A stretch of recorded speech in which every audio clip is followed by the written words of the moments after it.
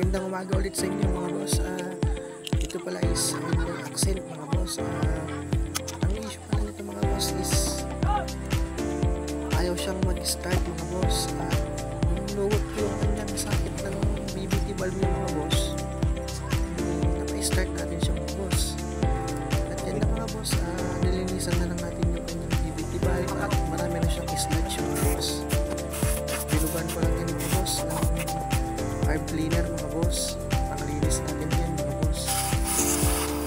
Siya mga boss, nakikita nyo naman na kapit na yung sludge niya mga boss.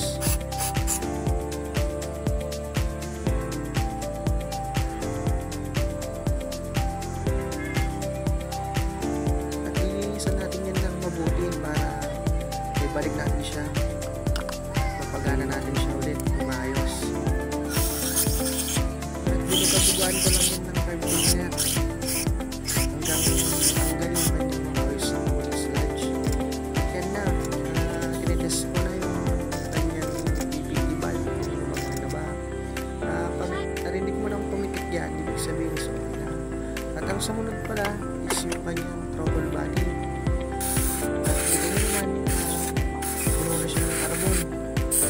Kailangan talaga siyang linisan.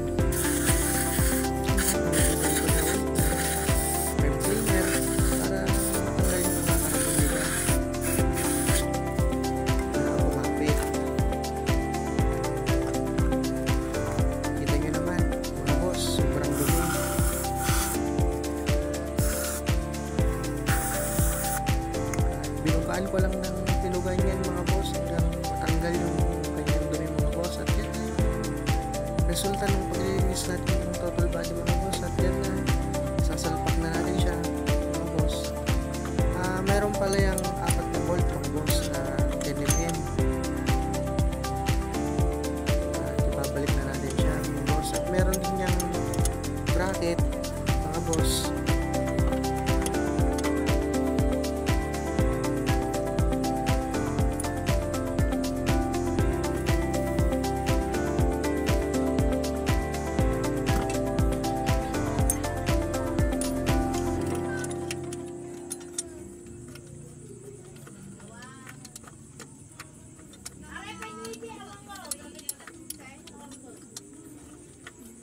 Dapat yan mga boss, every 50,000 kilometers dapat nagpapalinis tayo ng ating throttle body mga boss, para maganda yung kanyang idle mga boss.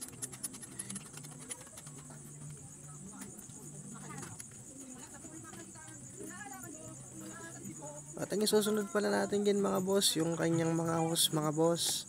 3 hose yan mga boss. Yung dalawa papunta sa radiator, yung isa naman mga boss doon sa purge control valve niya mga boss.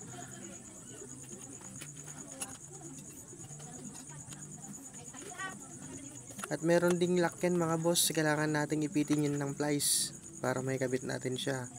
At yung isa mga boss, nakabit na natin. At susunod din natin yung isa mga boss.